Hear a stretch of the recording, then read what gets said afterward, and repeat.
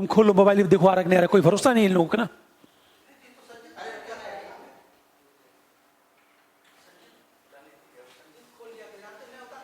हाँ संजीत, खोल के बताओ। चलो स्टार्ट करो।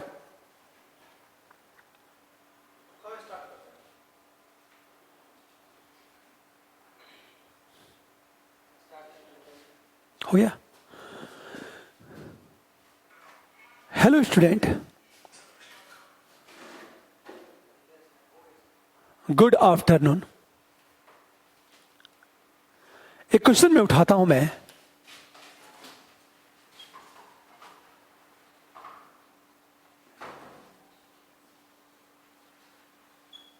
अनुच्छेद 25 के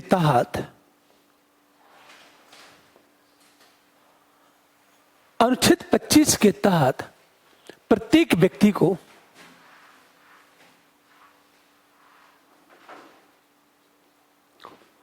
अपने अंतःकरण के अनुसार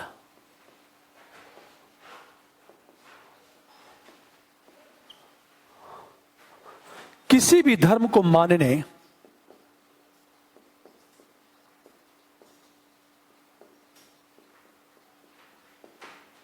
आचरण करने एवं प्रचार करने की स्वतंत्रता है। इस कथन के आलोक में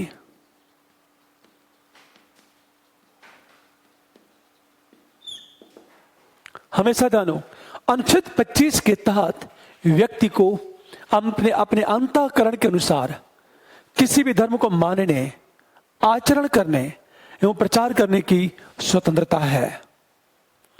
इस कथन के आलोक में सरकार द्वारा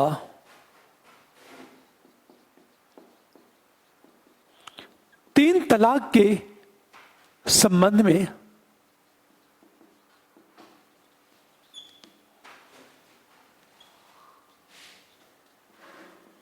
बनाए गए कानून की समीक्षा करें।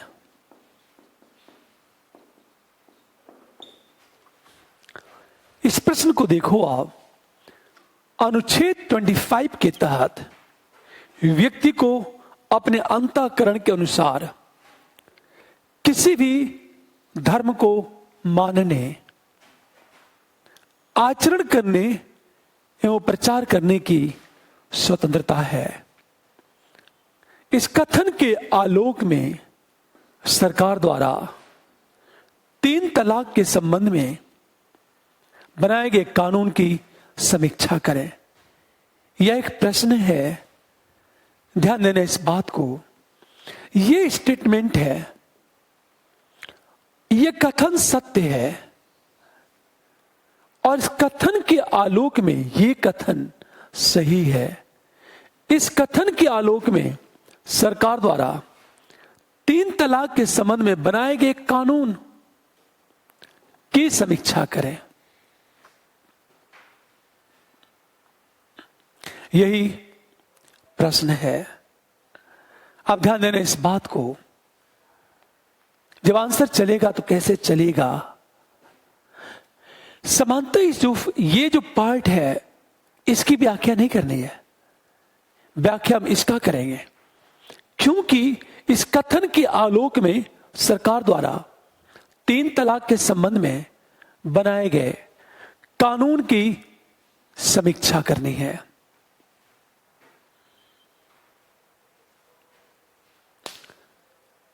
हमेशा ध्यान दो इस बात को। एक बड़ा सा प्रश्न या उठा, हमेशा एक चीज कि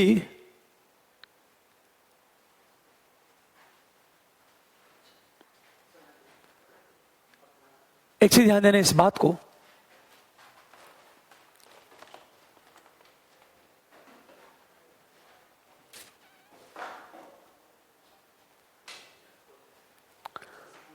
सबसे बड़ा डस्टर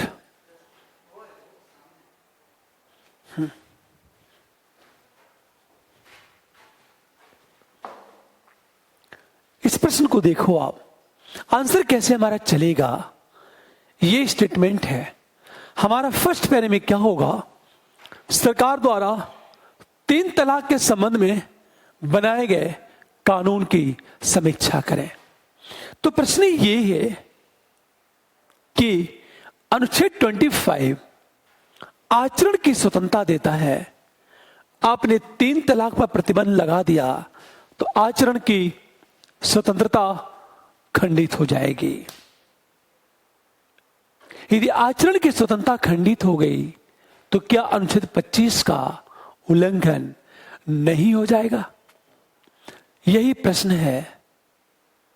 कल हम लोग डिस्कस कर चुके थे कि कोर्ट ने क्या कहा, और कोर्ट तत्काल जो 3 तलाक देने की परंपरा है, इलाहाबाद हाई कोर्ट ने उसे महिलाओं की गरिमा के विरुद्ध माना।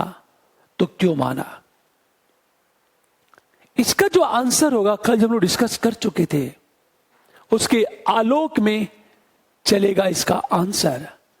आप ध्यान दें, मैं क्वेश्चन को फ्रेम कर रहा हूं। मैं क्वेश्चन का फर्स्ट पार्ट,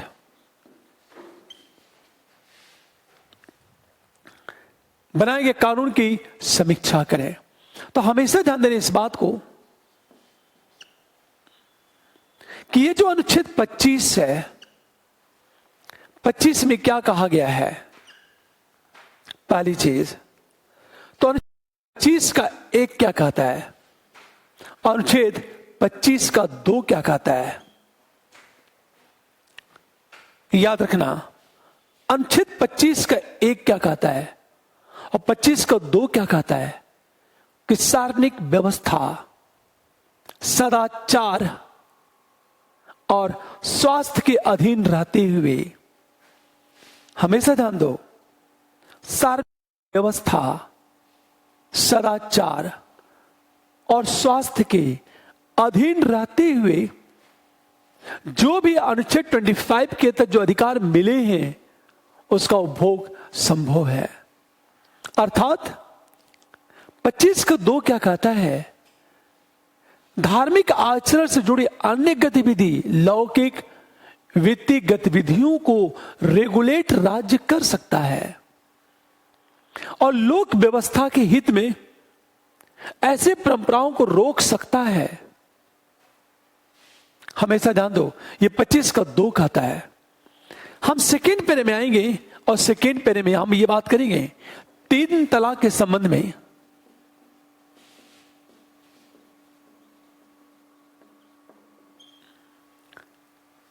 क्या कानून है 3 तलाक के संबंध में? हम कानून की बात करेंगे। हम थर्ड की जब बात करेंगे,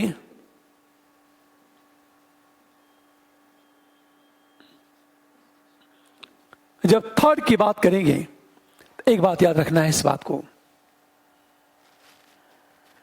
जब हम थर्ड की बात करेंगे तो सबसे बड़ी चीज तो यह होगा कि कोर्ट ने क्या कहा 3 तलाक के संबंध में।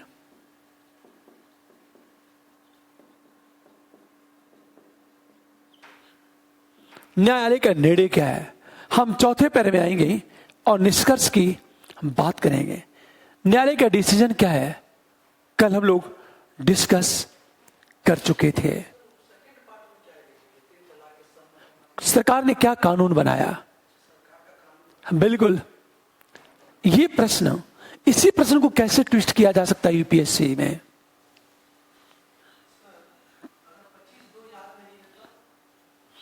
हमेशा ध्यान दो इस बात को। मान लिया जाए 25 के 2 में क्या कहा गया है, कुछ बातें याद रखनी। सार्वजनिक व्यवस्था, सदाचार और स्वास्थ्य के अधीन राज्य धार्मिक आचरण जुड़ी अन्य गतिविधियों को रेगुलेट कर सकता है, विनियमित कर सकता है।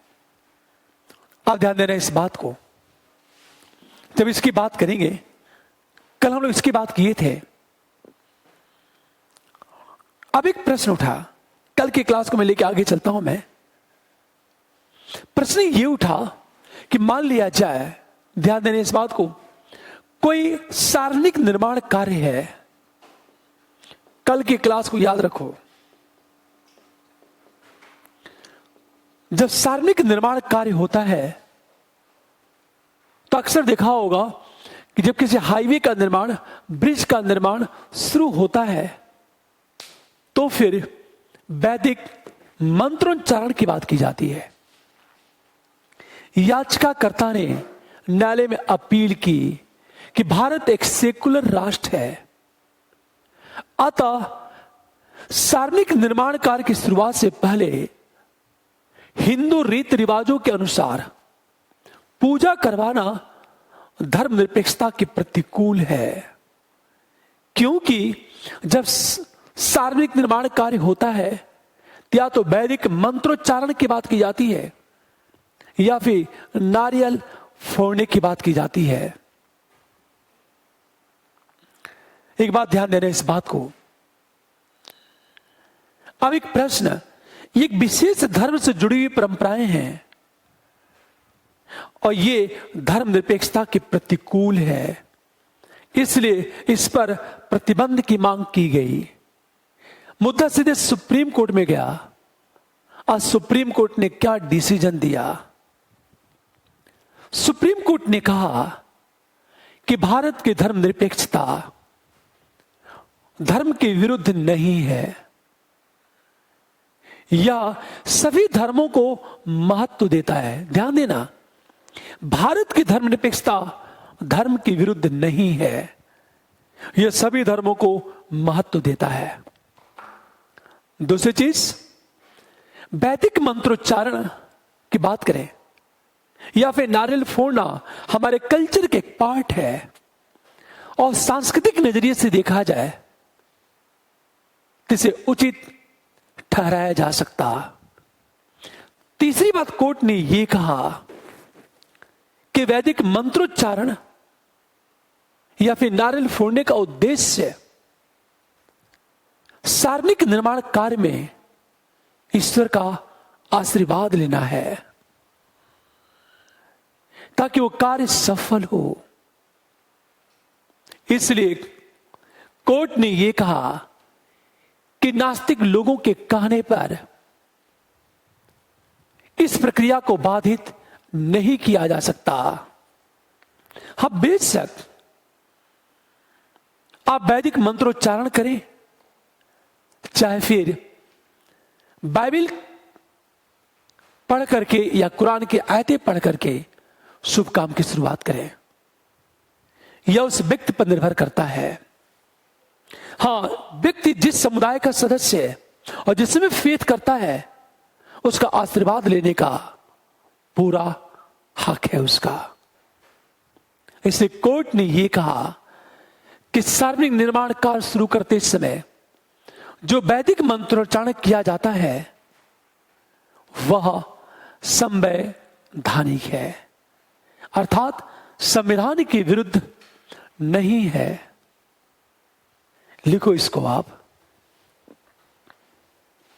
लिखो, सार्वजनिक निर्माण कार्य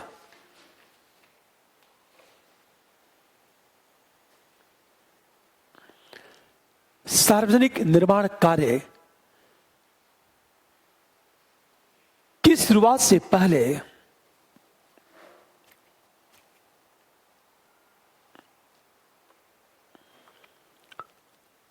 धार्मिक प्रतीक एवं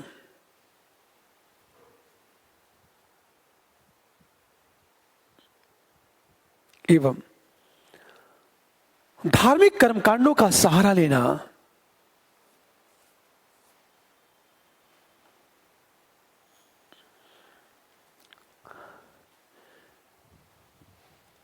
संवैधानिक है या असंवैधानिक?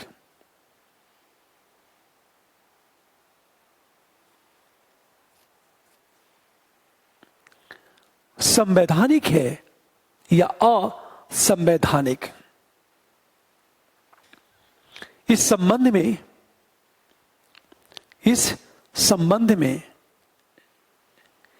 याचिकाकर्ता ने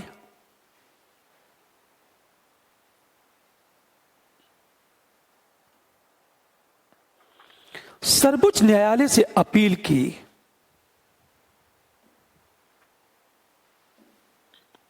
सर्वोच्च न्यायालय से अपील की कि सरकारी भवनों के शिलान्यास एवं धार्मिक अनुष्ठान करना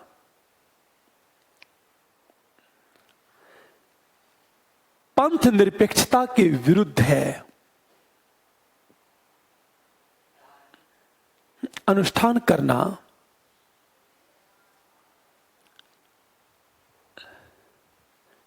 पंथ निरपेक्षता के विरुद्ध है।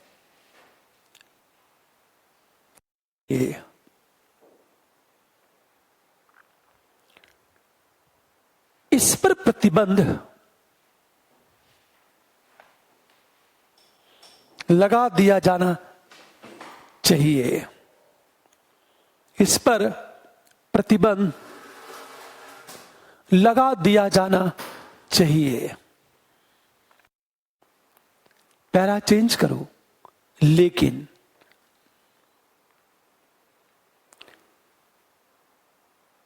न्यायालय ने यह निर्णय दिया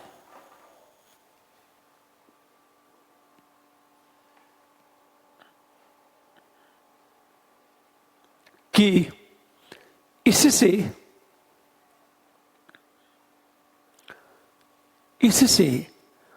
धर्मनिरपेक्षता पर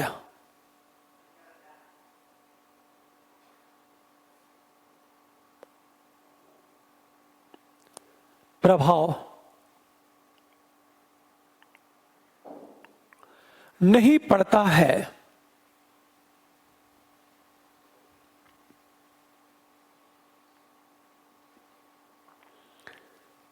संविधान की प्रस्तावना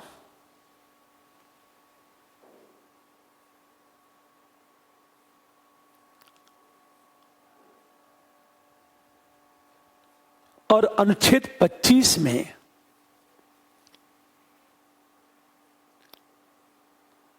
निहित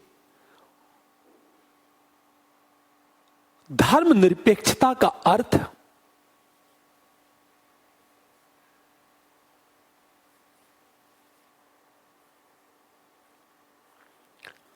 अधार्मिक राज्य नहीं है। अधार्मिक राज्य नहीं है।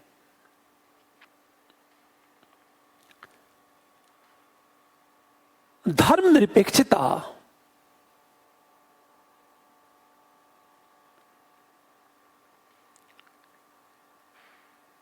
एक आदर्श और प्रक्रिया है।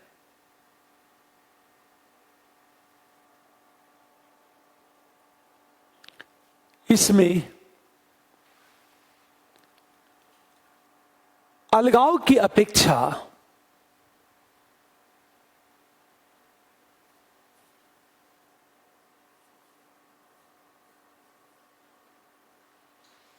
सहयोग तथा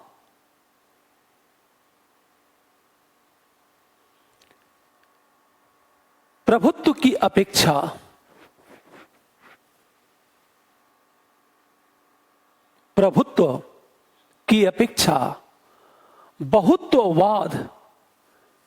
बहुत्ववाद की भावना निहित है।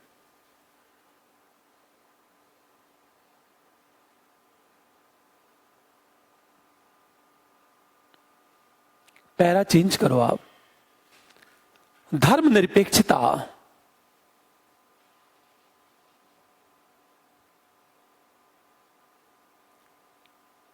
न केवल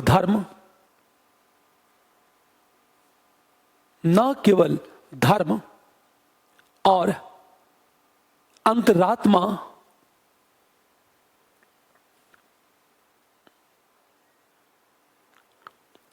तथा सांस्कृतिक एवं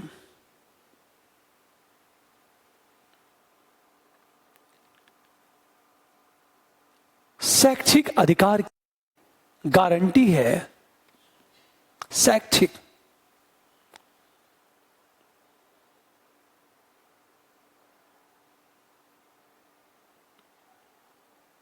बल्कि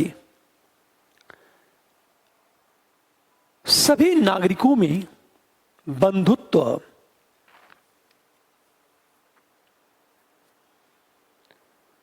भाईचारा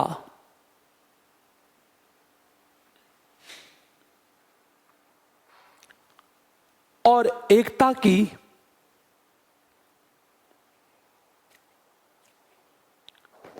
मूल भावना भी है।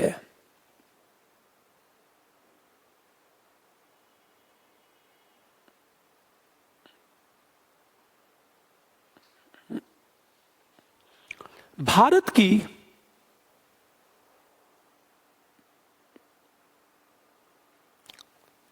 सांस्कृतिक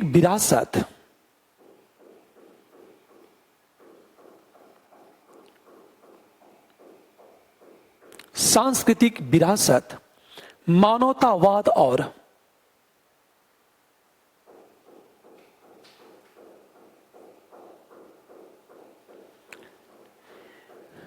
निस्वार्थ सेवा का साधन है।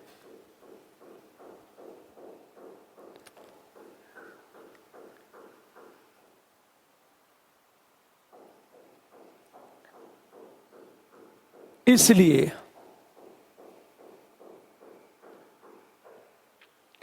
न्यायालय ने निर्णय दिया कि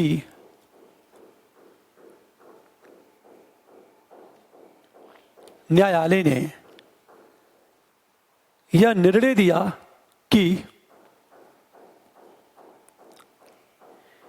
नास्तिक के कहने पर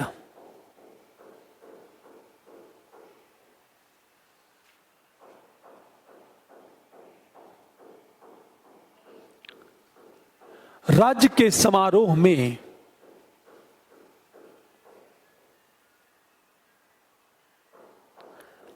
धार्मिक कार्यों को रोका नहीं जा सकता।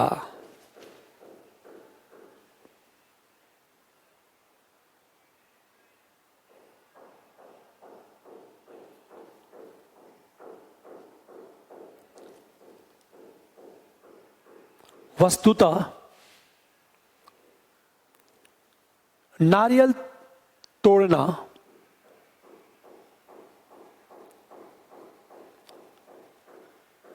पूजा करना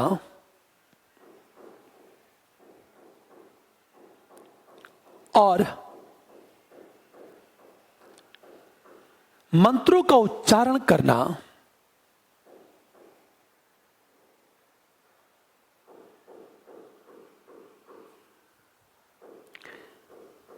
भारतीय परंपरा का एक भाग है।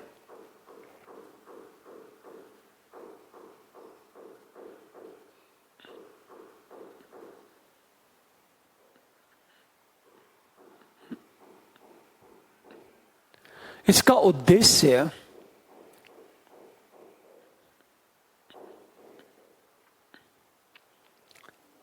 योजना की सफलता के लिए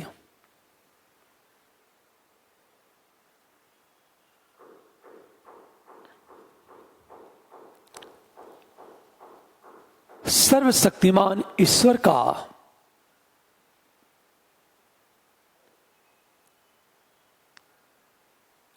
आशीर्वाद लेना है।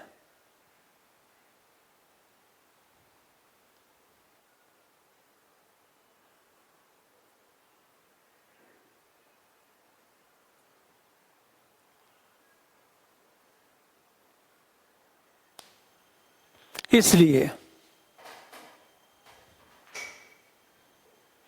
न्यायालय ने यह कहा कि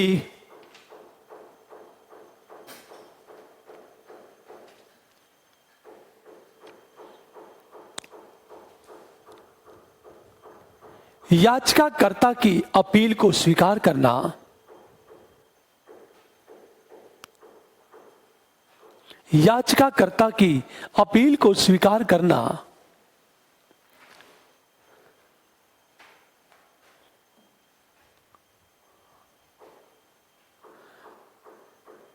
धर्मनिरपेक्षता के विरुद्ध होगा।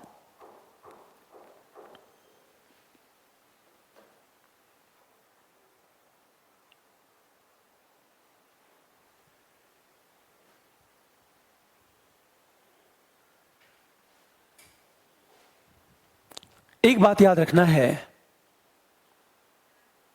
कि कोर्ट ने यह कहा कि जो भी धार्मिक अनुष्ठान होते हैं वह संवैधानिक है, धर्मनिरपेक्षता से सुसंगत है।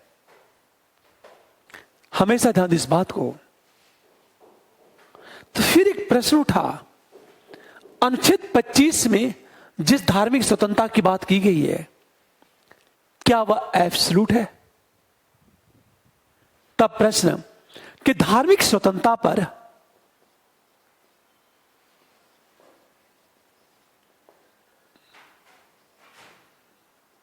युक्ति युक्त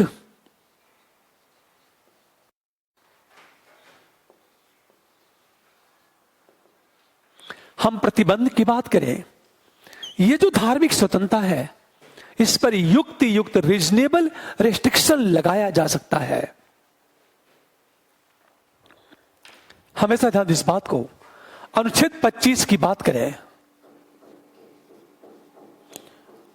अनुच्छेद 25 के खंड 2 में अनुच्छेद 25 की बात करें कि खंड 2 में राज्य को अधिकार है, हमेशा संविधान कहता क्या है?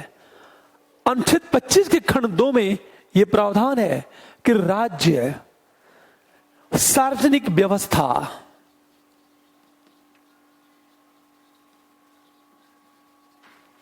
सदाचार एवं स्वास्थ्य को ध्यान में रखते हुए धार्मिक स्वतंत्रता पर प्रतिबंध लगा सकता है। हमेशा ध्यान दें इस बात को। 25 का 2 कहता क्या है?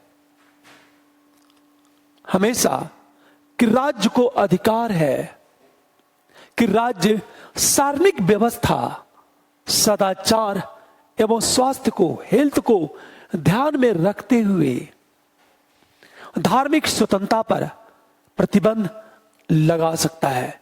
इसका अर्थ यह है कि अनुच्छेद 25 के खंड 1 के तहत व्यक्ति को जो धार्मिक स्वतंत्रता उपलब्ध है, वो धार्मिक स्वतंत्रता 25 के खंड 2 के अधीन है।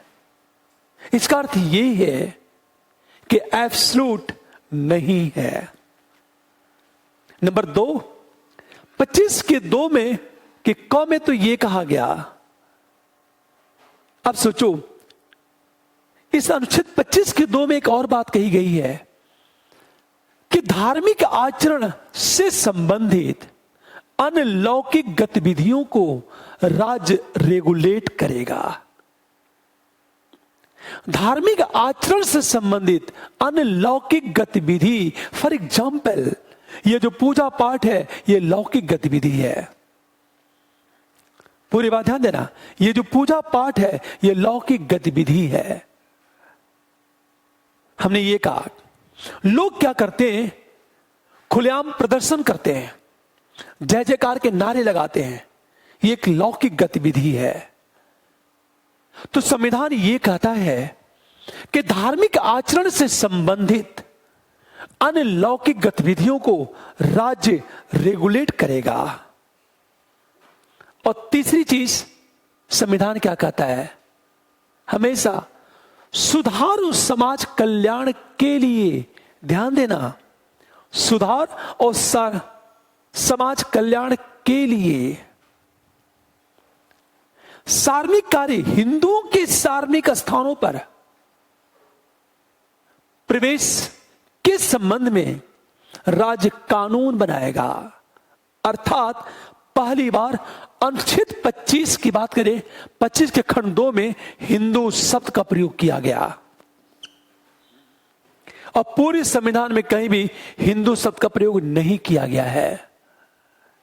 तो हिंदू शब्द का प्रयोग पहली बार 25 के खंड 2 में कहा गया है। और क्या कहा गया? हिंदुओं के सार्वजनिक स्थान मतलब मंदिर में प्रवेश के संबंध में जो गलत परंपराएं हैं उसे रोकने के लिए राज्य कानून बना सकता है। होता क्या था, हिंदू मंदिरों में प्रवेश को लेकर भेदभाव होता था और तथाकथित कुछ जातियों को प्रवेश पर सोचो प्रवेश करने से प्रतिबंधित कर दिया गया था। दूसरी चीज, अनेक मजारों पर हम बात करें और मंदिरों में महिलाओं के प्रवेश पर प्रतिबंध था।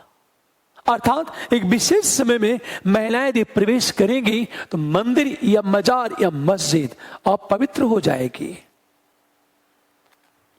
अब सोचो जरा, अब ये जो 25 के खंड 2 में बातें की गई हैं, सार्वजनिक व्यवस्था, सदाचार और स्वास्थ्य को ध्यान में रखते हुए, इसका मतलब ये है आपका यदि कोई धार्मिक आचरण स्वास्थ्य के प्रतिकूल है, सार्वजनिक व्यवस्था के प्रतिकूल है या लोकाचार के विरुद्ध है, राज उसको बैन कर सकता है। हम दूसरी चीज हम बात करें, हमेशा ध्यान दें इस बात को, यदि कोई ऐसा धार्मिक आचरण है जो इन तीनों के विरुद्ध है या तीनों पर चोट करता है तो राज उस पर प्रतिबंध लगा सकता है। यह हमारा संविधान कहता है। अब देखो, आप यदि आपके किसी धार्मिक आचरण से सार्वजनिक व्यवस्था खराब होती है, शांत व्यवस्था भंग होती है, तो राज उस पर रोक लगा देगा। फॉर एग्जाम्पल, मान लिया जाए इस सड़क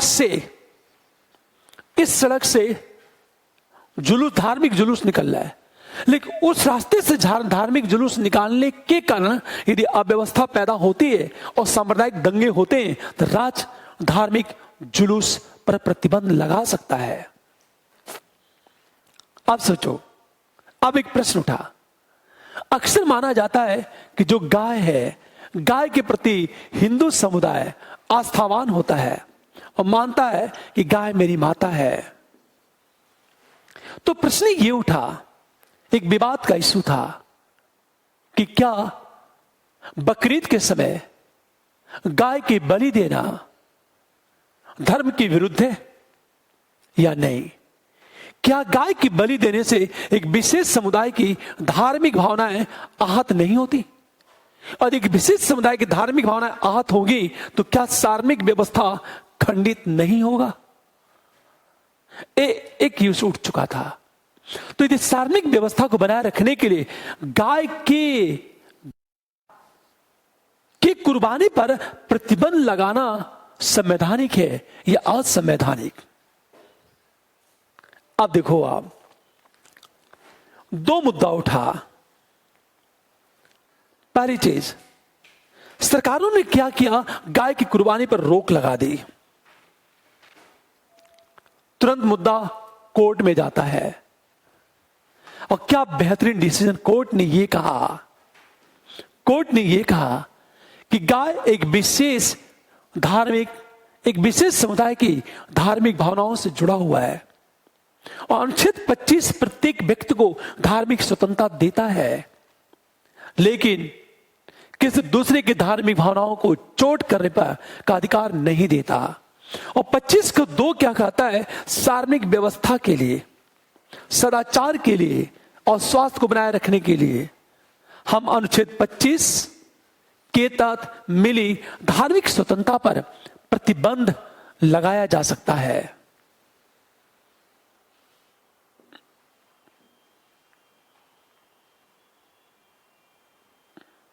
हमेशा ध्यान दो इस बात को।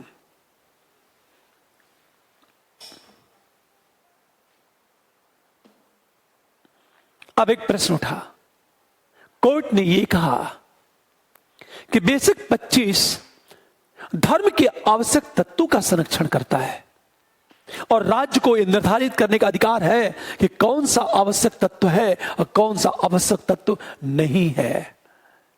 गाय की कुर्बानी देना इस्लाम धर्म का आवश्यक तत्व नहीं है, इसलिए इस पर प्रतिबंध लगाने से अनुच्छेद 25 का खंडन नहीं होगा।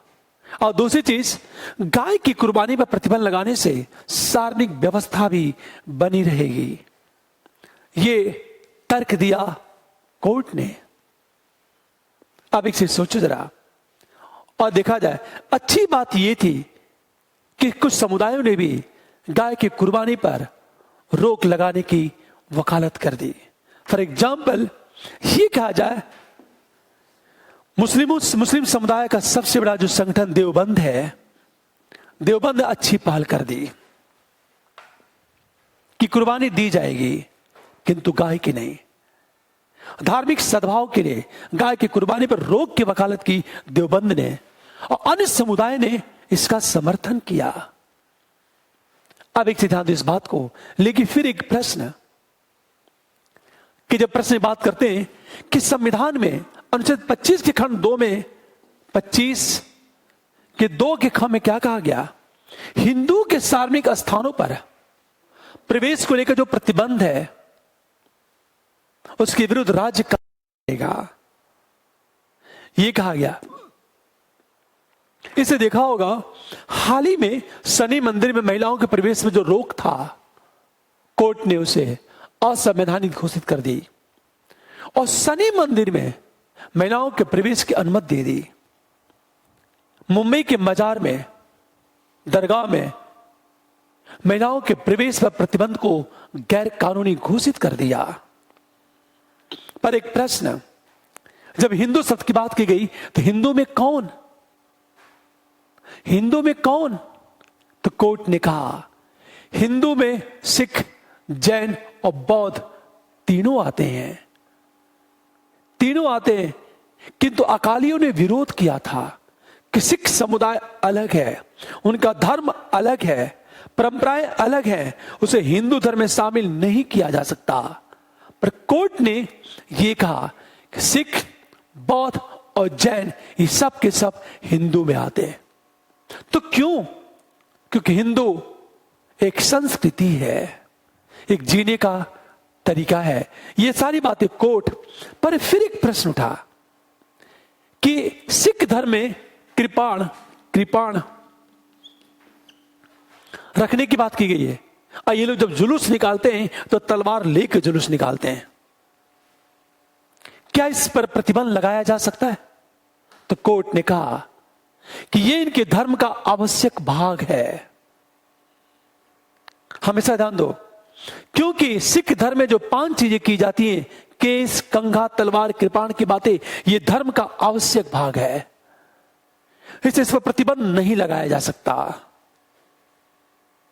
हमेशा ध्यान दो इस बात को। इसे आज भी सिख धर्म से जुड़े हुए लोगों को कृपाण लेकर चलने की अनुमति है, और आज भी उस पर प्रतिबंध नहीं लगा है। यह 25 का खंड 2, इसको लिखो आप।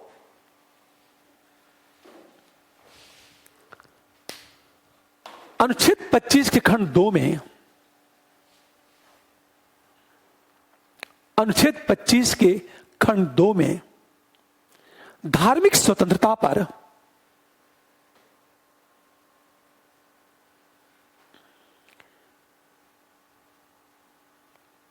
प्रतिबंध लगाने के संबंध में, प्रतिबंध लगाने के संबंध में प्रावधान है।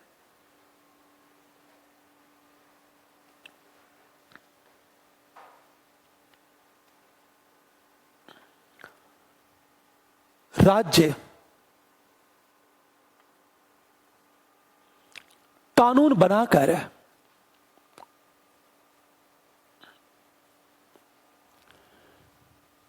निम्नलिखित आधारों पर प्रतिबंध लगा सकता है, जैसे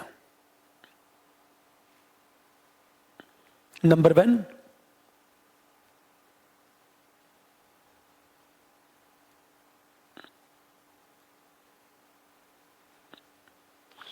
सार्वजनिक व्यवस्था,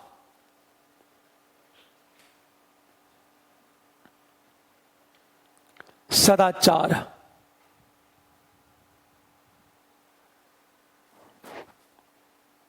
और स्वास्थ्य को बनाए रखने के लिए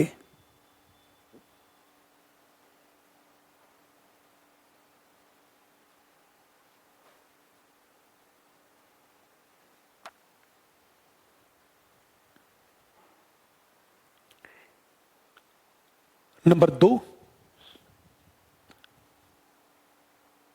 धार्मिक आचरण से संबंधित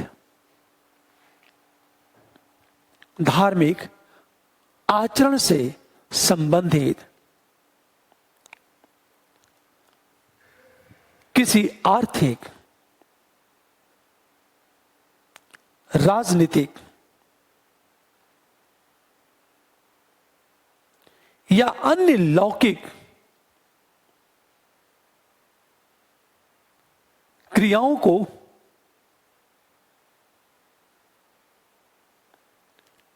विनियमित, रेगुलेट करने के लिए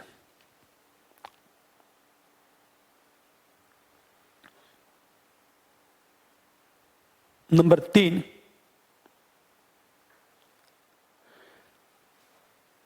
सामाजिक कल्याण एवं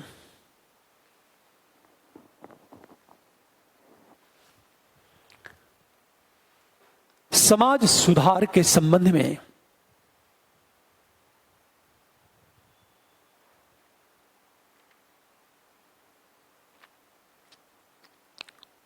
राज्य कानून बना सकता है, जैसे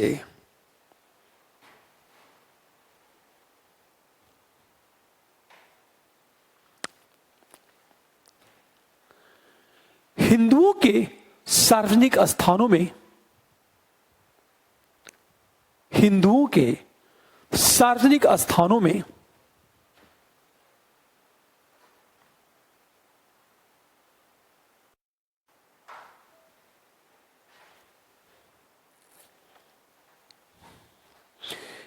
धर्म से जुड़े सभी समुदायों के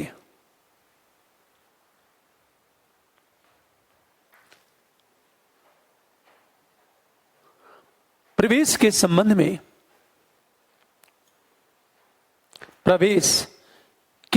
में राज्य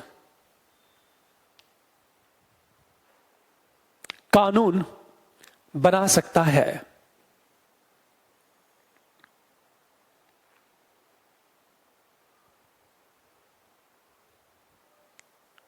अर्थात मंदिरों में प्रवेश को लेकर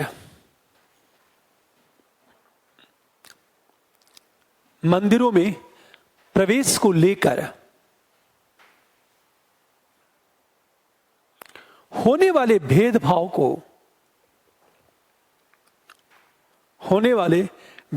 को रोकने के लिए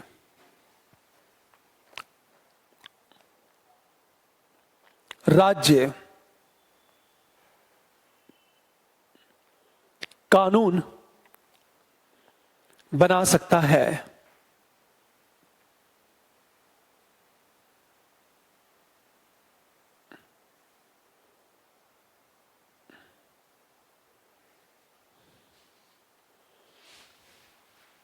यहां न्यायालय ने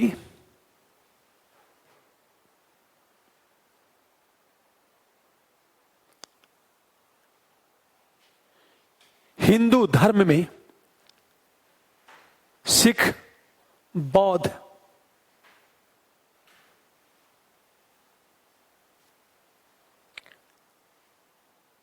और जैन धर्म को शामिल किया।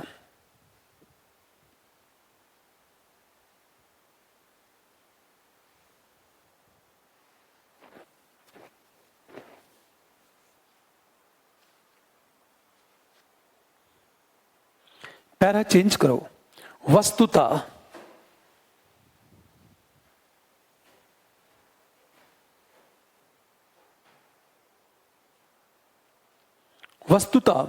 धार्मिक स्वतंत्रता के तहत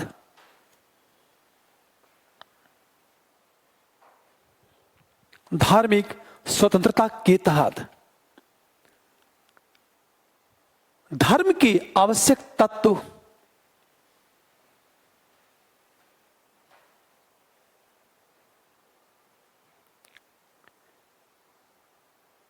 के संरक्षण की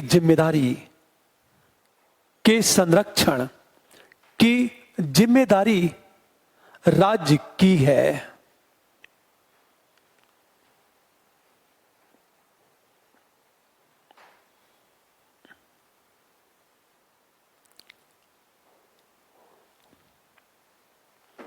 और राज्य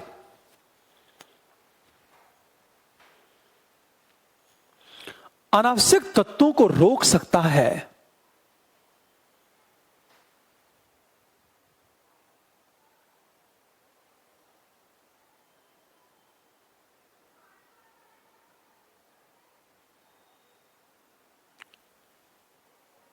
यहां न्यायालय को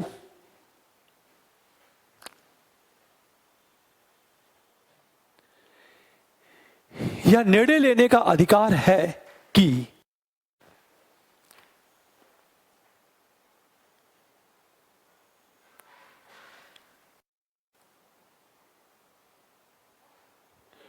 किस तरह की गतिविधि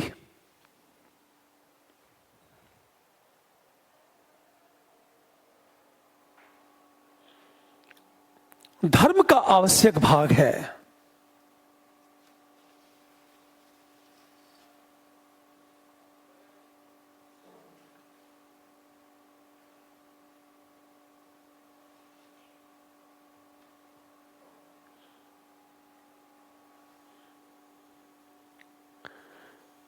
पैरा चेंज करवा।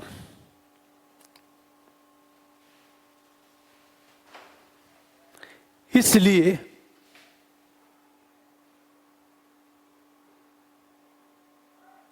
सरकार ने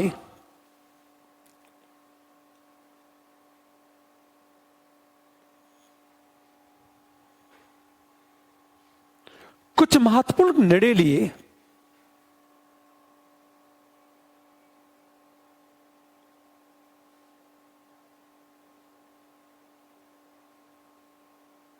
जैसे सार्वजनिक स्थान पर शरीर पर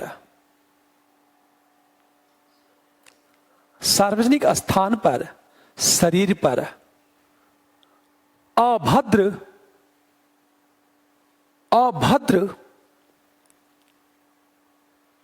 प्रदर्शन करना प्रतिबंधित है।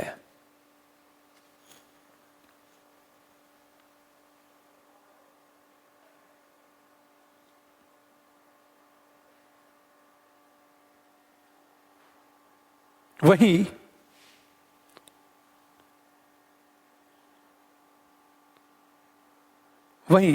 गाय की कुर्बानी पर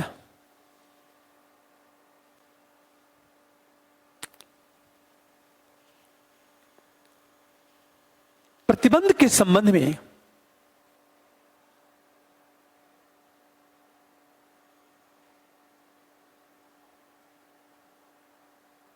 सुप्रीम कोर्ट ने यह कहा कि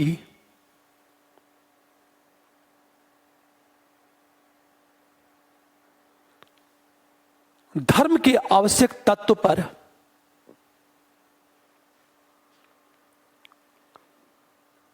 रोक नहीं लगेगी। धर्म के आवश्यक तत्व पर रोक नहीं लगेगी, किंतु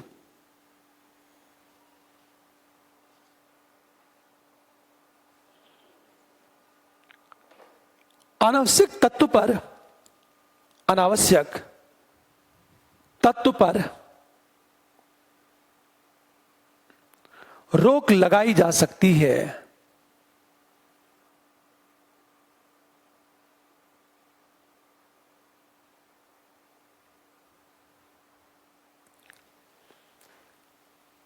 आवश्यक तत्व के संबंध में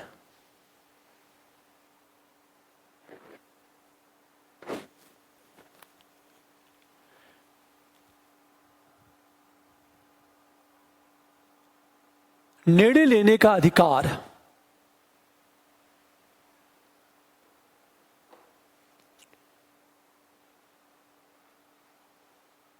न्यायालय के पास है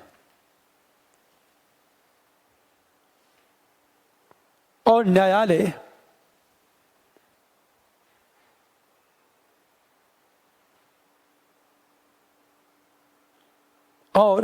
न्यायालय तथ्य एवं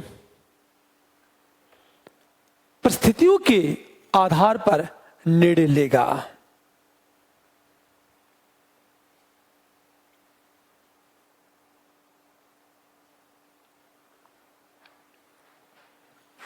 अब हमेशा ध्यान दो इस बात को।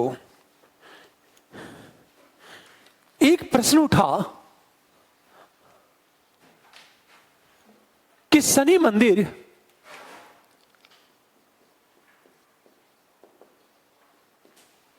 सबरीमाला मंदिर ये ध्यान देना इस बात को, शनि मंदिर और सबरीमाला मंदिर में महिलाओं के प्रवेश पर प्रतिबंध था और माना गया, तर्क क्या दिया गया, सबरीमाला मंदिर में भगवान अयप्पा हैं, भगवान अयप्पा और ये ब्रह्मचारी हैं। एक निश्चित उम्र के बाद, हमेशा ध्यान दो, एक निश्चित उम्र के अंदर की महिलाएं प्रवेश करेंगी तो भगवान अयप्पा का ब्रह्मचर्य खंडित हो जाएगा। इसलिए सबरीमाला मंदिर में एक निश्चित उम्र की महिलाओं के प्रवेश पर प्रतिबंध था और शनि मंदिर में भी महिलाओं के प्रवेश पर प्रतिबंध था। और दुर्भाग्य से इस प्रतिबंध को धर्म का आवश्यक अंग घोषित किया गया। कहा गया यह धर्म का आवश्यक अंग है। और अनुच्छेद 25 धर्म के आवश्यक तत्व के संरक्षण पर बल देता है। अब सोचो, आंदोलन शुरू हुआ, ये मुद्दा सीधे कोर्ट में गया।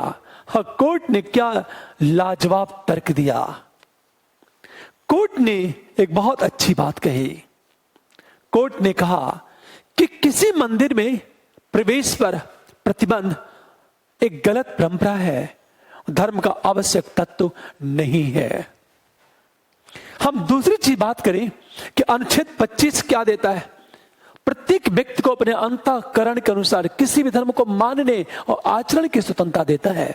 इन मंदिरों में महिलाओं के प्रवेश पर प्रतिबंध लगा करके एक दृष्टि से महिलाओं की धार्मिक स्वतंत्रता को छीन लिया जाता है। अब एक चीज सोचो जरा, और संविधान कहता है कि किसी के धार्मिक स्वतंत्रता को छीनने का अधिकार किसी के पास नहीं है। दूसरा मुद्दा उठाओ कि 25 का 2 क्या कहता है कि मंदिर में प्रवेश को लेकर जो भेदभाव है वो संविधान के विरुद्ध है और राज्य को पूरा अधिकार है उन मंदिरों को सभी समुदायों के लिए खोल दे। इसे सुप्रीम कोर्ट ने शनि मंदिर और सबरीमाला मंदिर में महिलाओं के प्रवेश की अनुमति दे दी। हमेशा ध्यान दो, और कार्यपालिका ने न्यायपालिका के आदेश का क्रियान्वयन कराया और आज इस शनि मंदिर और सबरीमाला मंदिर में महिलाओं का प्रवेश जारी है। हमेशा ध्यान दो, डिसीजन क्या चल रहा था। शनि मंदिर और सबरीमाला मंदिर में महिलाओं के प्रवेश को लेकर विवाद क्या था।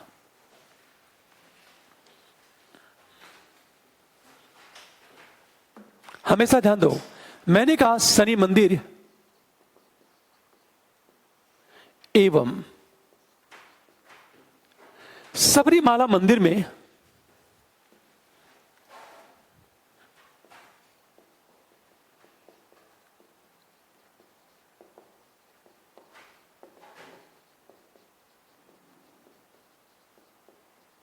महिलाओं के प्रवेश के संबंध में विवाद। अब हमेशा ध्यान दो इस बात को, 2 वर्ग था। एक वर्ग ने कहा मंदिर में प्रवेश पर प्रतिबंध धर्म का आवश्यक अंग है। पहली चीज। और दूसरा मुद्दा उठा कि अनुच्छेद 25 हमेशा अनुच्छेद 25 में धर्म के अनुसार आचरण की स्वतंत्रता प्राप्त है। कुछ लोगों ने यह कहा, लेकिन एक चीज देखा जाए, कुछ लोगों ने प्रवेश की वकालत की। हमेशा ध्यान दो इस बात को, मंदिर में प्रवेश पर प्रतिबंध धर्म का आवश्यक अंग है और अनुच्छेद 25 में धर्म के अनुसार आचरण की स्वतंत्रता की गई है। कुछ लोगों के अपने तर्क थे, यह धर्म का आवश्यक अंग है और पिछले कई सौ सालों से इन मंदिरों में महिलाओं का प्रवेश पूर्णतः प्रतिबंधित है। और कहा गया ये क्योंकि जो सबरीमाला मंदिर है, इसमें भगवान अयप्पा की मूर्ति है। भगवान जो अयप्पा है वो ब्रह्मचारी हैं, इसलिए एक निश्चित उम्र की महिलाएं 10 से लेकर 50 वर्ष की 20 महिलाओं के प्रवेश पर प्रतिबंध था। अब ध्यान देना इस बात को। लेकिन कुछ लोगों ने प्रवेश की वकालत की। प्रवेश की वकालत क्यों की? क्योंकि हमेशा ध्यान दें इस बात को, प्रतिबंध अनुच्छेद 25 के 1 का उल्लंघन है। क्योंकि प्रवेश पर प्रतिबंध से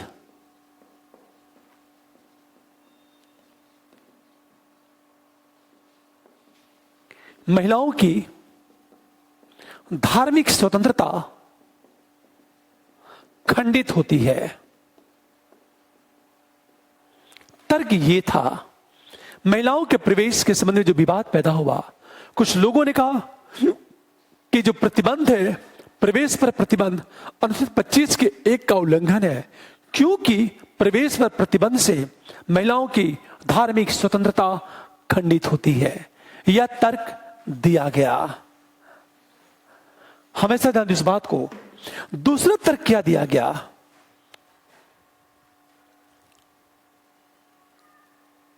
हमेशा अनुच्छेद 25 का खंड 2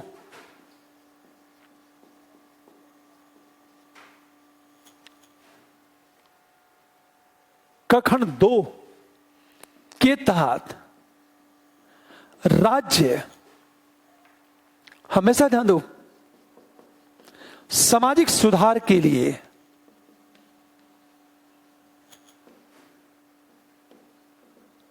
मंदिरों में प्रवेश के संबंध में कानून बना सकता है। यह संविधान की बात की जाए,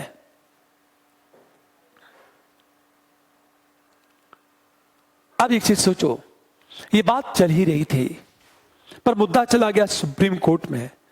और सुप्रीम कोर्ट ने क्या कहा कि शनि मंदिर और सबरीमाला मंदिर में महिलाओं के प्रवेश की अनुमति दे दी और कहा प्रवेश होना चाहिए। यह इशू चल रहा था। यह हमारा संविधान कहता है, लेकिन कोर्ट ने क्या किया? मंदिरों में प्रवेश की अनुमति कोर्ट ने दे दी। नीचे लिखो, आप लिखो, इस विवाद का समाधान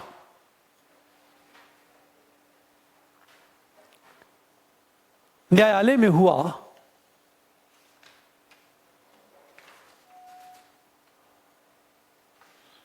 और न्यायालय ने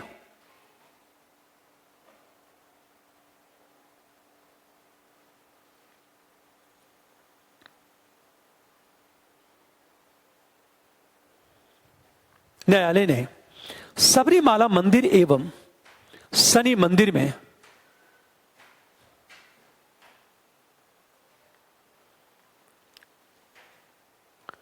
महिलाओं के प्रवेश की अनुमति दी।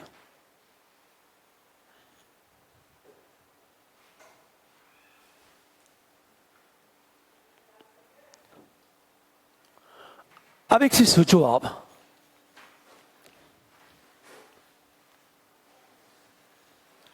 विवाद चल क्या रहा है, ये इशू था। खैर ये टॉपिक हमारा है सोशल इशू का। अब अनुच्छेद 26 क्या कहता है?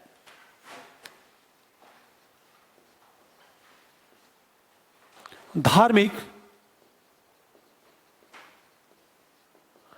कार्यों के प्रबंधन की स्वतंत्रता।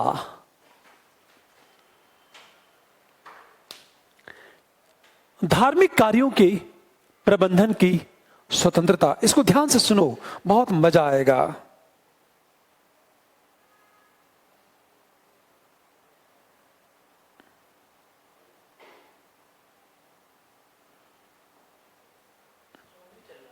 चल, अब एक ध्यान देना इस बात को। संविधान कहता क्या है? सार्वजनिक व्यवस्था, ध्यान देना, सार्वजनिक व्यवस्था, सदाचार और स्वास्थ्य के अधीन रहते हुए धार्मिक समुदाय या वर्ग को निम्नलिखित अधिकार प्राप्त है। पहली चीज, 3 बातें हैं: सार्वजनिक व्यवस्था, सदाचार और स्वास्थ्य के अधीन रहते हुए धार्मिक, ध्यान दो इस बात को, समुदाय, धार्मिक समुदाय एवं वर्ग को निम्नलिखित अधिकार है। याद रखना है, अनुच्छेद 25 व्यक्ति को अधिकार देता है, अनुच्छेद 26 व्यक्ति को अधिकार नहीं देता, समुदाय को अधिकार देता है, धार्मिक समुदाय को। दोनों में बेसिक डिफरेंट यही है। अनुच्छेद 25 एक व्यक्ति को अधिकार देता है कि व्यक्ति को अपने अंतःकरण के अनुसार किसी भी धर्म को मानने, आचरण करने एवं प्रचार करने की स्वतंत्रता प्राप्त है। पर अनुच्छेद जो 26 है, यह धार्मिक समुदाय को अधिकार देता है या किसी वर्ग को अधिकार देता है, धार्मिक वर्ग या धार्मिक समुदाय। याद रखना, संविधान क्या कहता है? धार्मिक समुदाय या धार्मिक वर्ग को अधिकार मिला हुआ है। और अधिकार क्या है? संस्था के गठन और प्रबंधन का अधिकार।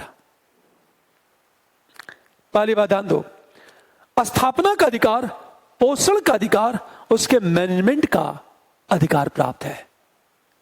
फिर 2, संपत्ति अर्जित करने का अधिकार, चाहे डायनेमिक संपत्ति हो चाहे स्थिर संपत्ति हो। स्थिर संपत्ति में क्या आएगा?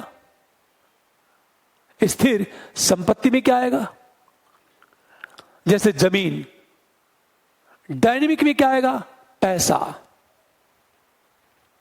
अर्जित करने का अधिकार है, लेकिन हम जो भी संपत्ति अर्जित करेंगे उसका संचालन विधि के अनुसार होगा। कितनी अच्छी बात है। संविधान क्या क्या कह रहा है, लिखो इसको आप। सार्वजनिक व्यवस्था, सदाचार और स्वास्थ्य के अधीन रहते हुए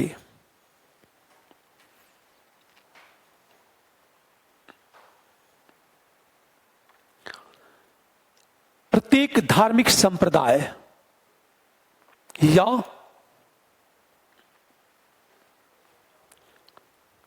उसके किसी वर्ग को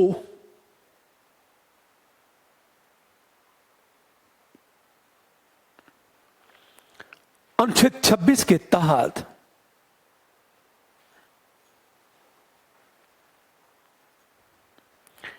निम्नलिखित अधिकार प्राप्त है। जैसे नंबर 1,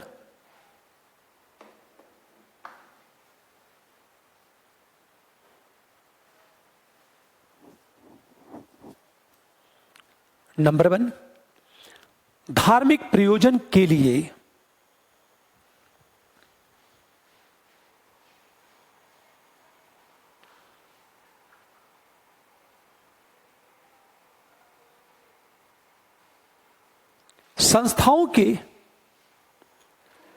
संस्थाओं की स्थापना एवं पोषण का अधिकार,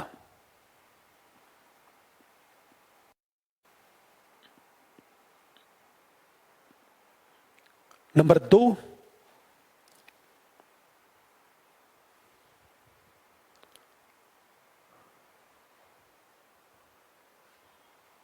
धार्मिक संस्थाओं के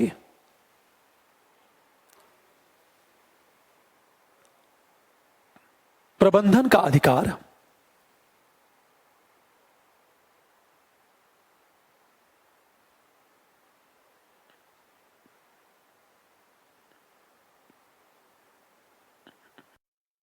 नंबर 3, जंगम मतलब गतिशील डायनेमिक, जंगम एवं स्थावर संपत्ति, जब गतिशील। हाँ बिल्कुल, स्थिर एवं गतिशील, जंगम, स्थिर एवं गतिशील संपत्ति की अर्जन एवं स्वामित्व का अधिकार।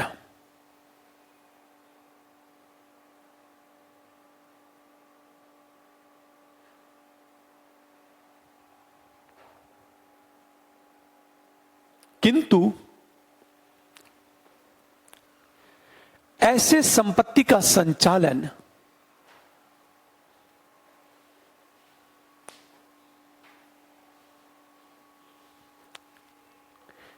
कानून के अनुसार होगा।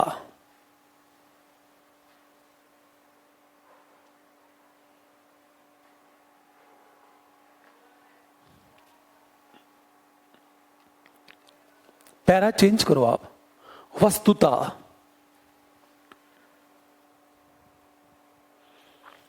अनुच्छेद 25 के तहत अधिकार, अनुच्छेद 25 के तहत अधिकार व्यक्ति को दिए गए हैं।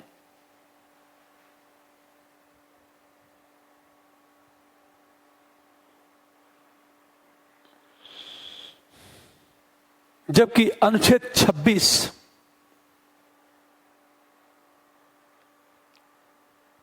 के तहत प्राप्त अधिकार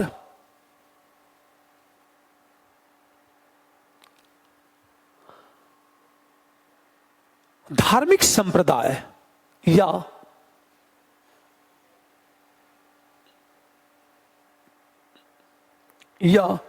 उसके किसी वर्ग को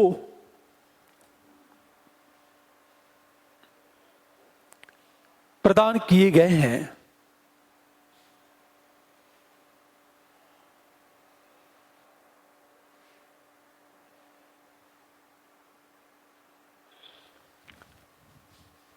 धार्मिक संप्रदाय से तात्पर्य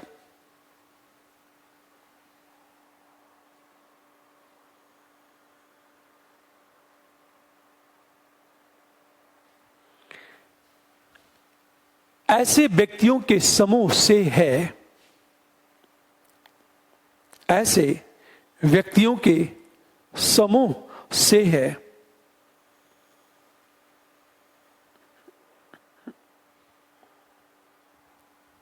जो एक विशिष्ट नाम के अंतर्गत संगठित होते हैं।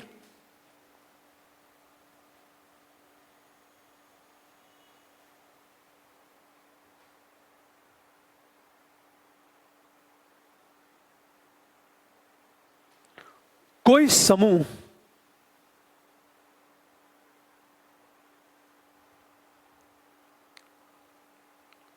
धार्मिक संप्रदाय है या नहीं, इसके लिए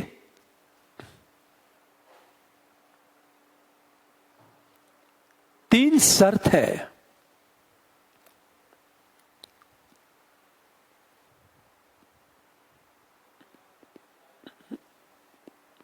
नंबर 1,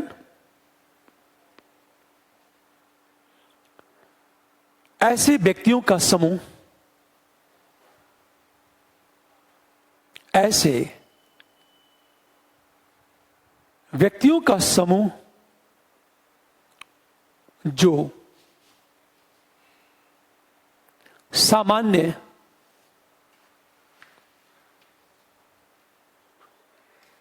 जीवन पद्धति में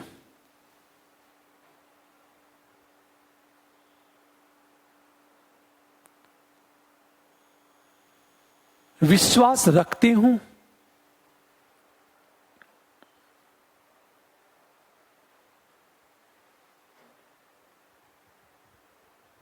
और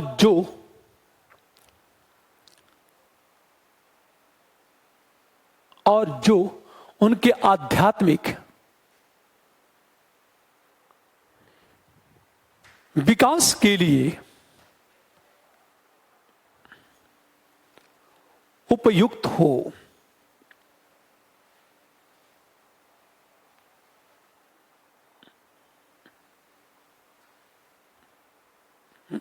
नंबर 2, एक सामान्य संगठन हो।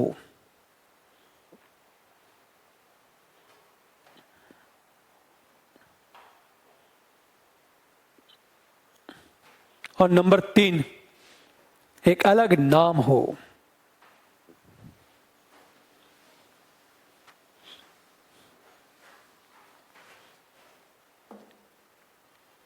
ये 3 शर्त है धार्मिक संप्रदाय कहलाने के लिए। अब एक चीज देखो आप, अनुच्छेद 27 क्या कहता है? ध्यान से देना इस बात को, बहुत मजा आएगा। अनुच्छेद 27 में 3 बातें हैं। हमेशा पहली चीज, धर्म के विकास के लिए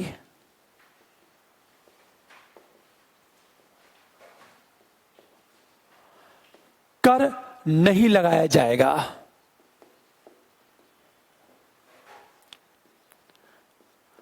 कर राजस्व का उपयोग किसी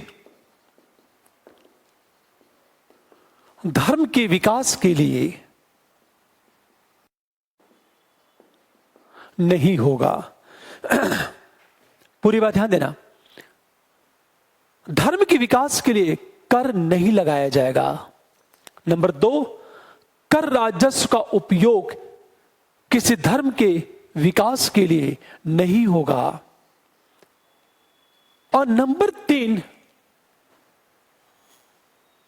हमेशा राज्य द्वारा दी जाने वाली सेवा के बदले शुल्क वसूलने का अधिकार। एक बार इसको देखो, थोड़ा सा समझो इसको आप, कि अनुच्छेद 27 क्या कहता है?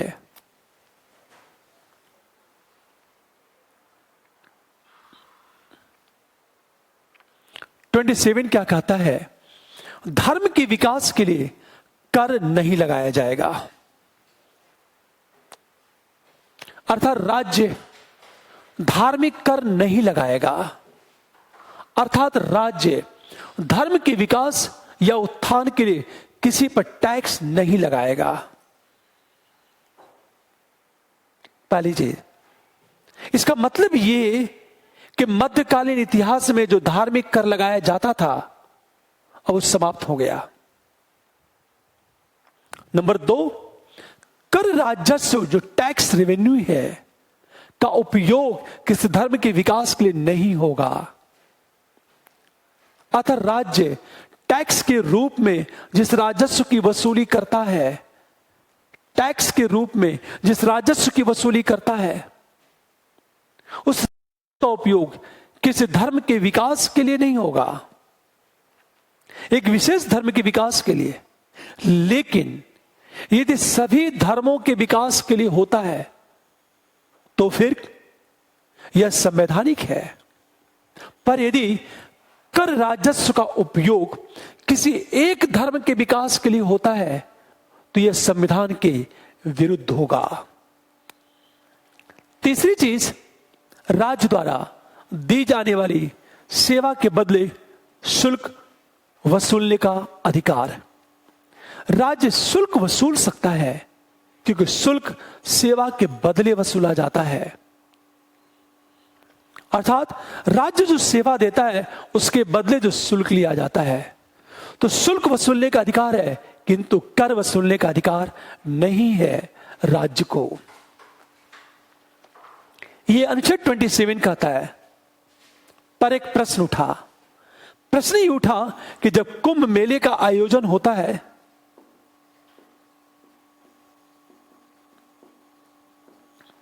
हमेशा ध्यान दो इस बात को, कुंभ मेले का आयोजन जो होता है तो कुंभ मेले के आयोजन पर गवर्नमेंट 3000 से लेकर 4000 करोड़ रुपए खर्च करती है। तो कुंभ मेले के आयोजन पर जो 3000 से लेकर 4000 करोड़ रुपए खर्च होते हैं ये कर राजस्व का हिस्सा है। और कुंभ मेला एक विशेष धर्म से जुड़ा है, हिंदू धर्म से जुड़ा है और गवर्नमेंट इसकी मार्केटिंग करती है। सोचो, कुंभ मेले का आयोजन करवाती है और इस पर लगभग 4000 करोड़ रुपए खर्च करती है। तो क्या अनुच्छेद 27 का उल्लंघन नहीं हुआ? क्योंकि संविधान क्या कहता है कि कर राजस्व का उपयोग किसी धर्म के विकास के लिए नहीं होगा। पर यहां तो 3 से 4000 करोड़ रुपए खर्च किया जा रहा है कुंभ मेले के आयोजन पर। कुंभ मेले के आयोजन पर खर्च हो रहा है 3 से 4000 करोड़ रुपया। तो ये क्या है? इसलिए यह कहा गया कि सरकार द्वारा कुंभ मेले का आयोजन संविधान के विरुद्ध है। उस पर किया गया खर्च भी संविधान के विरुद्ध है, वो नहीं किया जाना चाहिए। यह तर्क दिया गया। अब ध्यान से सुनिए इस बात को। लेकिन प्रश्न ये उठा कि ये जो आरोप लगता है वह सही है या गलत है। सरकार का तर्क क्या है? तर्क ये है कि कुंभ मेला एक विशेष धर्म से नहीं जुड़ा है, यह संस्कृति का पार्ट है। यह पूरी दुनिया में जो मेले आयोजित किए जाते हैं वह कल्चर का पार्ट है। और ध्यान देने इस बात को, सरकार कल्चर के संरक्षण के लिए पैसे खर्च करती है, चाहे वह कुंभ मेले का आयोजन हो। हमेशा जान दो, चाहे वह किसी मजार पर लाखों की जो भीड़ होती है वो भी एक प्रकार का उत्सव ही है। हमेशा ध्यान देने इस बात को। जैसे अजमेर की दरगाह पर एक विशेष समय में लाखों लोग एकजुट होते हैं और गवर्नमेंट करोड़ों रुपए खर्च करती है। तो वो एक कल्चर है, एक कल्चर। हम आगरा के ताजमहल की बात करें, बेशक उसकी मीनारें एक मस्जिद की तरह दिखती हैं। हुमायूं के मकबरे की बात करें, मकबरा वो इस्लाम से जुड़ा हुआ है। हम जामा मस्जिद की बात करें, वो इस्लाम से जुड़ा हुआ है। और गवर्नमेंट जामा मस्जिद के निर्माण पर, हुमायूं के मकबरे के निर्माण पर, पुनर्निर्माण की बात करें, आगरे के ताजमहल की बात करें, यह जो जामा मस्जिद, यह हुमायूं का मकबरा है, गवर्नमेंट इस पर करोड़ों रुपए खर्च करती है। सोचो, क्योंकि हुमायूं का मकबरा और जामा मस्जिद इस्लाम का बेसिक पार्ट है, पर वह हमारी संस्कृति का भी पार्ट है। वो भारत के कल्चर का एक पार्ट है। चाहे जामा मस्जिद हो, चाहे हुमायूं का मकबरा हो, चाहे कुंभ का मेला हो, चाहे आगरा का ताजमहल हो। सोचो, और कल्चर का संरक्षण करना सरकार का कर्तव्य है। अब एक चीज सोचो, नंबर 2 की बात करें, नंबर 2 की बात करें, वह हमारे इतिहास को रिफ्लेक्ट करता है। सोचो जरा, सालों से वो परंपराएं चली आ रही हैं, वो हमारी विरासत है। हुमायूं का मकबरा, जामा मस्जिद, कुंभ मेले का आयोजन, वो विरासत है, और विरासत का संरक्षण करना सरकार का कर्तव्य है। वो किसी विशेष धर्म का पार्ट नहीं है। इसलिए सरकार जब मार्केटिंग करती है कि जामा मस्जिद बहुत ही खूबसूरत, ताजमहल सुंदर है, कुंभ मेले का आयोजन दुनिया का बेहतरीन आयोजन है, उद्देश्य ये है कि भारत के कल्चर को दुनिया में दिखाया जाए।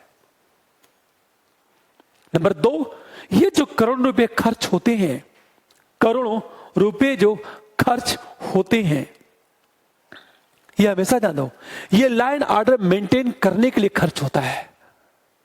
और उस मेले में जो करोड़ों लोग आते हैं, उनकी सुरक्षा करना और उनकी सुविधाएं देना राज्य का कर्तव्य है।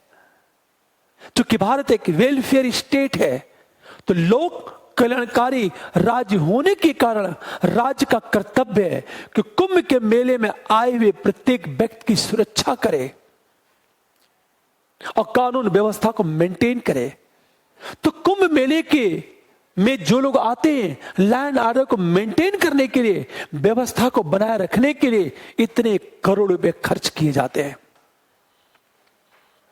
पर यदि सरकार यज्ञ का आयोजन करती है और यज्ञ के आयोजन पर लाखों रुपए खर्च करती है, तो आर्टिकल 27 का उल्लंघन होगा। जैसे हम ये बात करें, बाबरी मस्जिद की बात करें, बाबरी मस्जिद गिराई गई, वहां एक मंदिर का निर्माण किया जा रहा है। बेशक माना जा रहा है 5 अगस्त को नरेंद्र मोदी पीएम का वहां आगमन होगा। लेकिन एक प्रश्न, यदि मंदिर के निर्माण में राज्य पैसा देता है, तो फिर अनुच्छेद 27 का उल्लंघन होगा, क्योंकि मंदिर एक विशेष धर्म से जुड़ा है। इसे देखा होगा कि मंदिर के निर्माण में हम दान की अपील करेंगे, लोग डोनेट करें। एक मस्जिद के निर्माण में डोनेट करें, हमेशा ध्यान दें इस बात को। तो फिर एक प्रश्न ये उठा, ध्यान देना, कि कोर्ट ने यह कहा था कि बेशक बाबरी मस्जिद नहीं है, राम मंदिर है, तो वह जगह राम को मिलना चाहिए। कोर्ट ने यह कहा था इतने एकड़ जमीन मस्जिद के लिए कहीं और अलॉट कर दी जाए। कोर्ट ने कहा कि बेशक ये रामलला का जगह है, लेकिन इतनी जमीन मस्जिद के निर्माण के लिए कहीं और अलॉट करे, कौन करे? राज्य करेगा। तो अगला प्रश्न ये उठा कि राज्य को करोड़ों रुपए खर्च करने होंगे, तो एक मंदिर के लिए जमीन का अधिग्रहण जो विशेष धर्म से जुड़ा है, क्या 27 का उल्लंघन नहीं होगा? एक प्रश्न उठ खड़ा हुआ। हमेशा ध्यान दो, हमारा संविधान क्या कहता है। एक बहुत अच्छी बात, यह न्यायालय का आदेश है और राज्य का कर्तव्य है कि न्यायालय के आदेश को फॉलो करे, उसका अनुपालन करे। राज्य यदि राम मंदिर के बदले में इतने एकड़ जमीन राज्य खरीद कर देता है, तो बेशक करोड़ों रुपए खर्च होंगे, पावर 27 का उल्लंघन नहीं होगा। क्योंकि ध्यान देना इस बात को, पहली बात, क्योंकि सार्वजनिक व्यवस्था के लिए जरूरी है। और 25 क्या कहता है? धार्मिक स्वतंत्रता की बात। तो प्रत्येक व्यक्ति को अपने अंतःकरण के अनुसार धार्मिक स्वतंत्रता को बनाए रखने का अधिकार है, कि किसी भी धर्म को मानने, आचरण करने और प्रचार करने की स्वतंत्रता प्राप्त है। जैसे ये कहा गया था कि जो कुंभ मेले के आयोजन पर जो पैसा खर्च किया जाता है, वह 27 का उल्लंघन नहीं है। अगला प्रश्न आपने सुना होगा कि हम करते क्या हैं मंदिर में, मस्जिद में, ये मंदिर में सीएम महोदय जाते हैं, सीएम वहां जाते हैं। पता ये चला अयोध्या में होली के आसपास दिन लाखों दीपक जलाए गए, और दीपक में सरसों का तेल और दीपक लाखों रुपए खर्च हुए। दिया, यदि सीएम योगी ने दिया होगा तो राज्य के कोष से दिया होगा तो 27 का उल्लंघन होगा। पर वो पैसा हमेशा चंदे के थ्रू दिया है, जनता ने डोनेट किया है। जनता ने यदि डोनेट किया है तब तो ठीक है। तो फिर अगला प्रश्न कि मान लिया जाए सांसद निधि होता है, सांसद निधि, और सांसद जब निधि की बात की गई तो अगला प्रश्न, जो सांसद निधि के तहत जो करोड़ों रुपए आते हैं, क्या एक सांसद मंदिर या मस्जिद के निर्माण के लिए पैसा डोनेट कर सकता है? संविधान कहता है नहीं। आज तक कभी नहीं सुना होगा आपने। हां, एक प्रश्न उठता है, एक सांसद को जो सैलरी मिलती है, सैलरी, उस सैलरी से चाहे तो डोनेट कर सकता है, क्योंकि सांसद एक धर्म का सदस्य भी है और उसे भी अंतःकरण की स्वतंत्रता प्राप्त है। एक डीएम पब्लिक फंड से किसी मंदिर के निर्माण के लिए पैसा नहीं दे सकता। पर एक प्रश्न उड़ा, मान लिया जाए एक मंदिर है और उस मंदिर में लाखों लोग आते हैं, अव्यवस्था फैलती है, कानून व्यवस्था बिगड़ती है, स्वास्थ्य पर प्रतिकूल प्रभाव पड़ता है, तो डीएम क्या करेगा? उस मंदिर के आसपास रेलिंग या फिर डिवाइडर बनवाएगा। और डिवाइडर बनवाने का उद्देश्य क्या है? व्यवस्था को बनाए रखना। उस कंडीशन में, छोटे जानो, उस कंडीशन में राज्य यदि पैसा खर्च करता है तो 27 का उल्लंघन नहीं होगा। जैसे ये कहा जाए कि मान लिया जाए ये मंदिर है, जाड़े का मौसम है, यहां लाखों लोग आते हैं और रात में रुकने की कोई व्यवस्था नहीं, सैकड़ों लोग ठंड से मर जाते हैं। तो राज्य का दायित्व है कि प्रत्येक व्यक्ति जीवन की सुरक्षा करे। तो राज्य क्या करेगा? मंदिर के चारों तरफ एक कैंपस का निर्माण करेगा, वहां टेंट लगवा सकता है ताकि लोग ठंड से बच जाएं। आग की व्यवस्था करवाएगा ताकि लोग अपने आप को ठंड से बचा सके। और इस पर करोड़ों रुपए खर्च होते हैं तो उसका उद्देश्य लोगों के जीवन को बचाना है और सुविधाएं प्रोवाइड कराना है, न कि मंदिर के विकास पर खर्च करना। ऐसे 27 का उल्लंघन नहीं होगा। अब ध्यान देने इस बात को, प्रश्न यही उठा 27 कि होना चाहिए या फिर नहीं होना चाहिए। लिखो आप इसको। आप सबको समझ में आ रही होगी पूरी कहानी कि सांसद निधि, कुंभ मेले का आयोजन, जितनी बातें चल रही हैं, क्या होना चाहिए और क्या नहीं होना चाहिए। लिखो आप। इस सबने आपने नोट कर लिया होगा। लिखो आप। प्रश्न यह उठता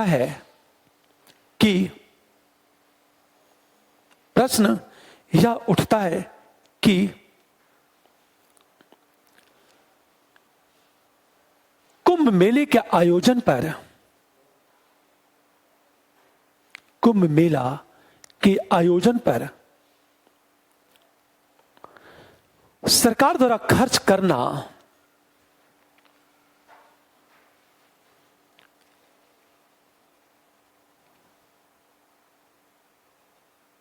संवैधानिक है या असंवैधानिक?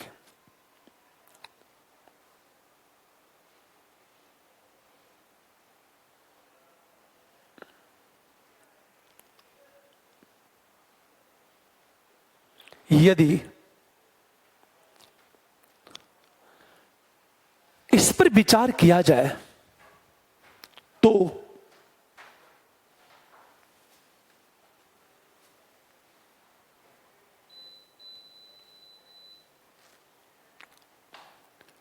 यह कहना उचित है कि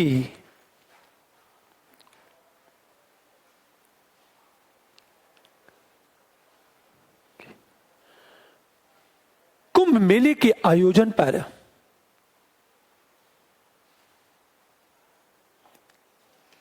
किया गया खर्च संवैधानिक है।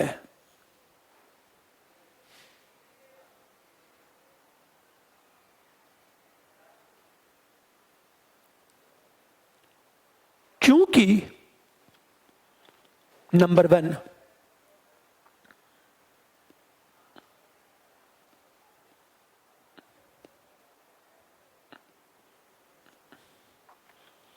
कुंभ मेला।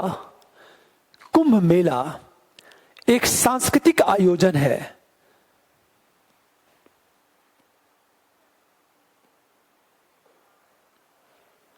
न कि धार्मिक आयोजन।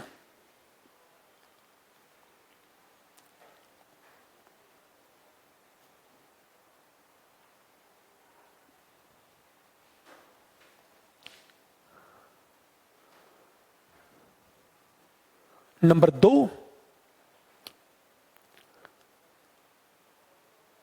कुंभ मेले के आयोजन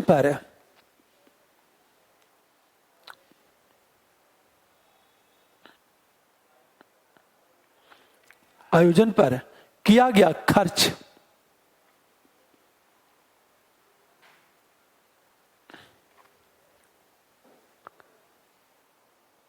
कानून एवं व्यवस्था से जुड़ा हुआ है,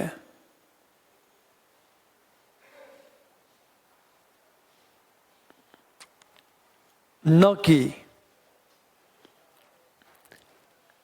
धार्मिक गतिविधि से।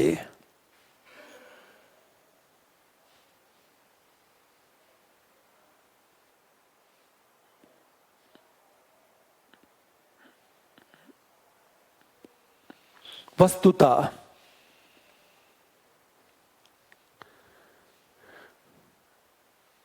सरकार का दायित्व है कि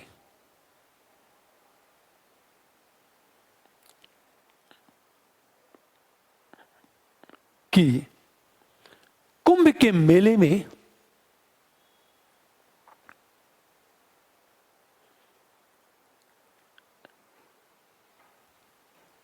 भाग लेने वाले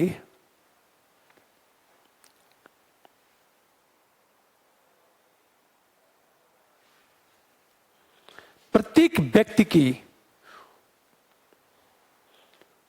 सुरक्षा एवं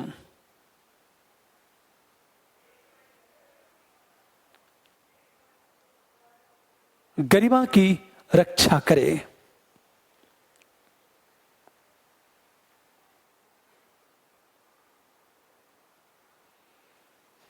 इसी आधार पर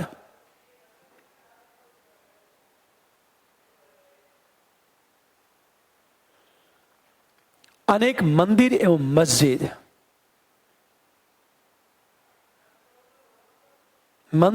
मस्जिद के पुनर्निर्माण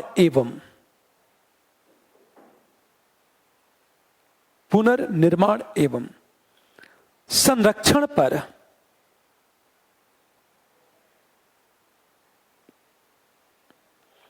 सरकार द्वारा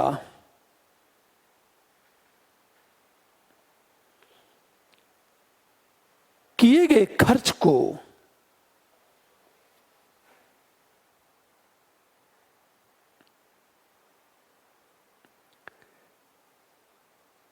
संवैधानिक माना जाता है,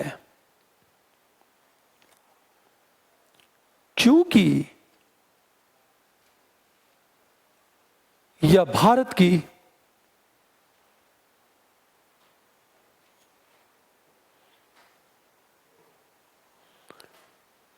सांस्कृतिक एवं ऐतिहासिक धरोहर है। जैसे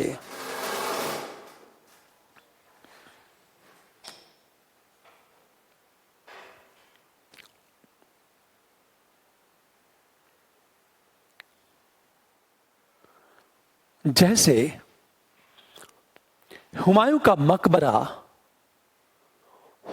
मकबरा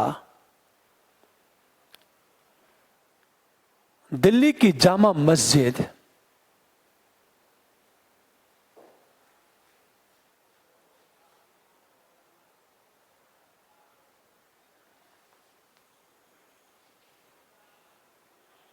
के पुनर्निर्माण पर किया गया खर्च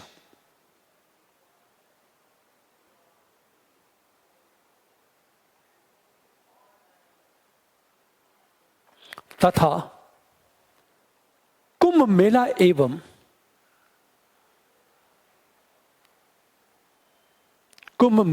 एवं अजमेर की दरगाह पर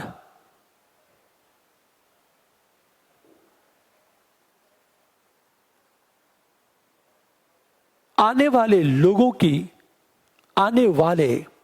लोगों की सुरक्षा के लिए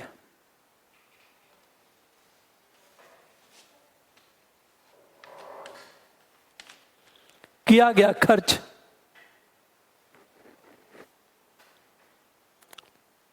संवैधानिक है।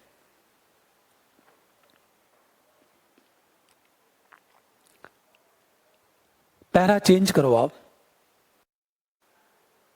यदि राम मंदिर के निर्माण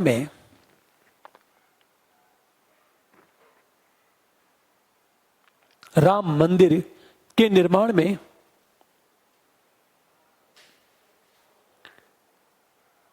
सरकार द्वारा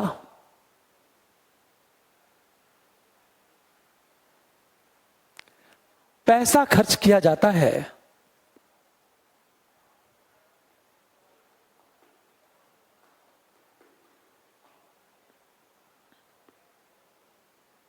तो यह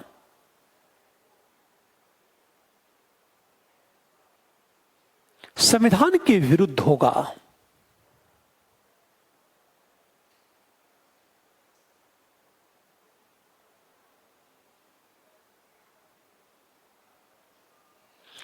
एक बात याद रखना है, यदि राम मंदिर का निर्माण एक ऐतिहासिक इमारत के रूप में हो ताकि दुनिया के टूरिस्ट वहां घूमने आए, जैसे गया का बौद्ध मंदिर, हम सारनाथ का मंदिर, बौद्ध मंदिर के पुनर्निर्माण पर गवर्नमेंट जब खर्च करती है तो उसका उद्देश्य क्या है?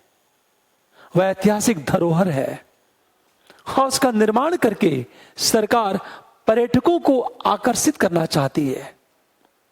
इसे गया के बौद्ध मंदिर, सारनाथ के पुनर्निर्माण या मंदिर पर किए गए खर्च को संविधान के विरुद्ध नहीं माना जाता। तो जब राम मंदिर का निर्माण इस तरह किया जाए ताकि ऐतिहासिक इमारत के रूप में प्रसिद्ध हो जाए और पूरी दुनिया के टूरिस्ट घूमने चले आए, मान लो उस कंडीशन में पैसा खर्च किया जाता है तो संविधान के विरुद्ध नहीं होगा। पर राम मंदिर का निर्माण एक विशेष धर्म के विकास के लिए किया जाए तो संविधान के विरुद्ध होगा। और अब तक राम मंदिर के लिए जो आंदोलन हुआ है वो आंदोलन एक विशेष धर्म से जुड़ा हुआ है, एक विशेष धर्म के लोगों की आस्था का सवाल है। उस कंडीशन में राम मंदिर के निर्माण पर यदि पैसा खर्च होता है तो वह संविधान के क्या होगा? विरुद्ध होगा। यह है आर्टिकल 27। कल मिलते हैं एक नए टॉपिक के साथ। Thank you.